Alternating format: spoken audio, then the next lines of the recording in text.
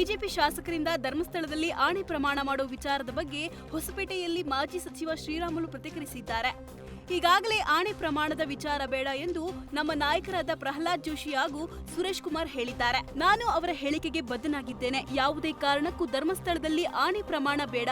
ಯಾರು ಅಡ್ಡಮತದಾನ ಮಾಡಿದ್ದಾರೆ ಅನ್ನೋದು ನನಗೂ ತಿಳಿದಿದೆ. ಅದನ್ನ ಪಕ್ಷದ ವೇದಿಕೆಯಲ್ಲಿ ಮಾತಾಡ್ತೇನೆ. ಧರ್ಮಸ್ಥಳಕ್ಕೆ ಪವಿತ್ರತೆ ಇದೆ. ಹೀಗಾಗಿ ಅಲ್ಲಿ ಆಣೆ ಪ್ರಮಾಣದ ಮಾತು ಬೇಡ ಅಂತ ಶ್ರೀರಾಮುಲು ಹೇಳಿದ್ದಾರೆ. ಬಿಜೆಪಿಯವರು ಆಣೆ ಪ್ರಮಾಣಕ್ಕೆ ಆಹ್ವಾನ ನೀಡಿರೋದು ಸರಿಯಲ್ಲ. ಇದನ್ನ ಇಲ್ಲಿಗೆ ನಿಲ್ಲಿಸಿ ಅಂತ ಕೇಂದ್ರ ಸಚಿವ ಎಚ್.ಡಿ. ಕುಮಾರಸ್ವಾಮಿ ಹೇಳಿದ್ದಾರೆ. ಕ್ರಾಸ್ ವೋಟಿಂಗ್ ಹೊಸದೇನಲ್ಲ. ಈ ಸರ್ಕಾರದಲ್ಲಿ ಯಾರನ್ನ ಬೇಕಾದ್ರೂ ಬ್ಲಾಕ್ ಮೇಲ್ ಮಾಡ್ತಾರೆ, ಯಾರನ್ನ ಹೇಗೆ ಬೇಕಾದ್ರೂ ಬದಲಾವಣೆ ಮಾಡ್ತಾರೆ. ಬಿಜೆಪಿಯವರು ಯಾವುದೇ ಕಾರಣಕ್ಕೂ ಆತಂಕಕ್ಕೊಳಗಾಗಬೇಡಿ. ಕ್ಷೇತ್ರದಲ್ಲಿ ಅಭಿವೃದ್ಧಿ ಕುಂಠಿತ ಆಗಿದೆ. ಈಗಿನ ಸಿಎಂ ಧಾರಾಳವಾಗಿದ್ದಾರೆ. ಅಭಿವೃದ್ಧಿ ಹೆಸರಿನಲ್ಲಿ ಕ್ಷೇತ್ರದ ಜನರ ಮುಂದೆ ಹೋಗಲು ಕ್ರಾಸ್ ವೋಟಿಂಗ್ ಮಾಡಿರಬಹುದು. ಇದನ್ನ ಇಲ್ಲಿಗೆ ಬಿಟ್ಟು ಬಿಡಿ ಅಂತ ಎಚ್ಡಿಕೆ ಸಲಹೆ ನೀಡಿದ್ದಾರೆ.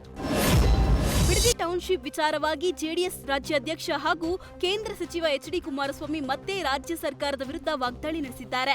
ನಿನ್ನೆ ಡಿಕೆ ಶಿವಕುಮಾರ್ ಅವರು ಗ್ರೇಟರ್ ಬೆಂಗಳೂರು ಪಿತಾಮಹ ಅಂತ ಹೇಳಿಕೆ ನೀಡಿದ್ದಾರೆ. HDK architect of Bidadi township ಅಂತ ಹೇಳಿದ್ದಾರೆ. ನಾನು 5 ಟೌನ್ಶಿಪ್ ನಿರ್ಮಾಣಕ್ಕೆ ಚಾಲನೆ ಕೊಟ್ಟು ಅದನ್ನ ಕೈಬಿಟ್ಟಿದ್ದೆ. ಈಗ ಇವರು ಟೌನ್ಶಿಪ್ ಮಾಡೋಕೆ ಹೊರಟಿದ್ದಾರೆ ಅಂತ ಎಚ್ಡಿಕೆ ಕಿಡಿಕಾರಿದ್ದಾರೆ.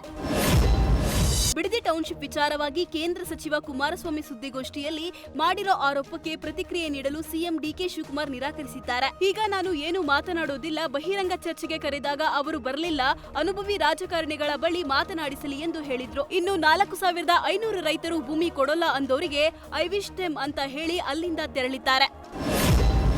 ನೀಟ್ ಎಕ್ಸಾಮ್ ದಿನವೇ ಸಮಾವೇಶ ಬೇಕಿತ್ತಾ ಎಂಬ ಬಿಜೆಪಿ ಪ್ರಶ್ನೆಗೆ ಸಚಿವ ಪ್ರಿಯಾಂಕ್ ಖರ್ಗೆ ತಿರುಗೇಟು ನೀಡಿದ್ದಾರೆ. ಬಿಜೆಪಿಯವರಿಂದ ನಾವೇನು ಪಾಠ ಕಲಿಯೋ ಅವಶ್ಯಕತೆ ಇಲ್ಲ. ಅವರು ನಿಜವಾಗ್ಲೂ ವಿದ್ಯಾರ್ಥಿಗಳ ಪರವಾಗಿದ್ರೆ ಫಸ್ಟ್ ಕ್ಷಮೆ ಕೇಳಲಿ. 22 ಲಕ್ಷ ಮಕ್ಕಳಿಗೆ ಮೋಸ ಮಾಡಿದಾರಲ್ವಾ, ಅದಕ್ಕೆ ಏನಂತಾರೆ? 10 ವರ್ಷದಲ್ಲಿ 90 ಪೇಪರ್ ಲೀಕ್ ಆಗಿದೆ, ಅದಕ್ಕೆ ಕ್ಷಮೆ ಕೇಳಲಿ ಅಂತ ಕಿಡಿಕಾರಿದ್ದಾರೆ. ರಾಕಿಂಗ್ ಸ್ಟಾರ್ ಯಶ್ ನಟನೆಯ ಟಾಕ್ಸಿಕ್ ಸಿನಿಮಾದ ಬಿಡುಗಡೆ ದಿನಾಂಕ ಕೊನೆಗೂ ಫಿಕ್ಸ್ ಆಗಿದೆ. ಈ ಬಾರಿ ಯಾವುದೇ ಪೋಸ್ಟ್ ಪೋನ್ ಇಲ್ಲದೆ ಇದೇ ದಿನದಲ್ಲಿ ಬರೋಕೆ ಚಿತ್ರತಂಡ ಸಿದ್ಧವಾಗಿದೆ. ಮತ್ತೊಂದೆಡೆ ಟಾಕ್ಸಿಕ್ಸ್ ರಿಲೀಸ್ ಅನೌನ್ಸ್ ಆಗ್ತಿದ್ದಂತೆ ಮತ್ತಷ್ಟು ಸಿನಿಮಾಗಳಿಗೆ ಭಯ ಶುರುವಾಗಿದೆ. ಆಗಸ್ಟ್ ತಿಂಗಳಲ್ಲಿ ಬಿಡುಗಡೆ ಆಗಬೇಕಿದ್ದ ಸಿನಿಮಾಗಳು ದಿನಾಂಕ ಮುಂದೂಡಲು ಮುಂದಾಗಿವೆ. ಅದರಲ್ಲೂ ತೆಲುಗಿನ ಖ್ಯಾತ ನಟ ನಾನಿ ನಟನೆಯ ದಿ ಪ್ಯಾರಡೈಸ್ ಸಿನಿಮಾ ಆಗಸ್ಟ್ 21ರಂದು ಬಿಡುಗಡೆ ಆಗಬೇಕಿತ್ತು. ಆದ್ರೀಗ ಟಾಕ್ಸಿಕ್ ಎಂಟ್ರಿ ಆಗಿರೋದ್ರಿಂದ ಪ್ಯಾರಡೈಸ್ ಪೋಸ್ಟ್ ಪೋನ್ ಆಗೋ ಸಾಧ್ಯತೆ ಇದೆ. ಎಸ್ ರಾಜಮೌಳಿ ರಾಜ್ ಚರಣ್ ಕಾಂಬಿನೇಷನ್ ನ ಮಗಧೀರ RR ಸಿನಿಮಾಗಳು ಬ್ಲಾಕ್ ಬಸ್ಟರ್ ಆಗಿದ್ದು, ಇಬ್ಬರ ಕಾಂಬಿನೇಷನ್ ಚೆನ್ನಾಗಿ ವರ್ಕ್ ಆಗಲಿದೆ ಅನ್ನೋದು ಪ್ರೂವ್ ಆಗಿದೆ. ಇದೀಗ ಇವರಿಬ್ಬರ ಕಾಂಬಿನೇಷನ್ ನಲ್ಲಿ ಮತ್ತೊಂದು ಸಿನಿಮಾ ಸೆಟ್ ಇರೋಕೆ ಸಿದ್ಧತೆ ನಡೆಸಿದೆ. ಮೂಲಗಳ ಪ್ರಕಾರ ಈಗಾಗಲೇ ಸಿನಿಮಾದ ಕತೆ ವಿಚಾರವಾಗಿ ಚರ್ಚೆ ನಡೆಸಲಾಗಿದೆ. ರಾಜಮೌಳಿ ನಿರ್ದೇಶನದ ವಾರಣಾಸಿ ಸಿನಿಮಾ ಬಿಡುಗಡೆ ಆದ ಬಳಿಕ ಈ ಸಿನಿಮಾ ಸೆಟ್ ಇರುವ ಸಾಧ್ಯತೆ ಇದೆ.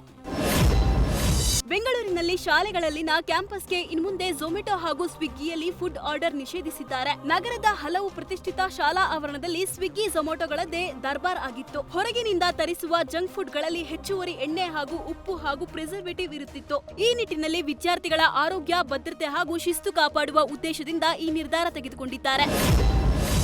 ಬೈಕ್ ಸವಾರನೊಬ್ಬ ಸಂಚಾರ ನಿಯಮ ಉಲ್ಲಂಘಿಸಿದ್ದಕ್ಕೆ ಬರೋಬ್ಬರಿ 27,500 ರೂಪಾಯಿ ದಂಡ ಪಾವತಿ ಮಾಡಿದ್ದಾನೆ.